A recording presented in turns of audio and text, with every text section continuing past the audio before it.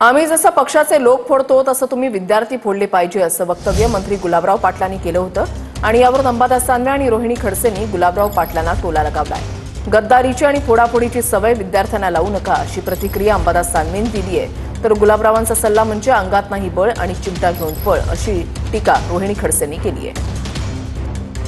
गुलाबराव पाटलांचं वक्तव्य कालचं जिल्हा परिषद शाळेमध्ये आम्ही पक्षाचे लोक फोडतो तसं तुम्ही विद्यार्थी फोडले पाहिजे। मला वाटतं गद्दारीची सवय विद्यार्थ्यांना लावू नये, त्यांनी फोडाफोडीची लावू नये। तसे अनैतिक मार्गाने महाराष्ट्रातले 2 मराठी माणसांनी उभे केलेले पक्ष फोडण्यात आले आणि त्याच्यावर काही लोकांनी अधिकार गाजवला।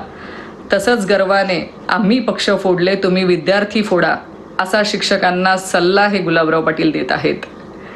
म्हणजे अंगात नाही बळ आणि चिमटा घेऊन पळ, जे स्वतःच्या स्वकर्तृत्वाने काही करायचं नाही आणि दुसऱ्यांनी केलेलं आहे ते पळवून कसं न्यायचं, हाच सल्ला ते शिक्षकांना देत आहेत का?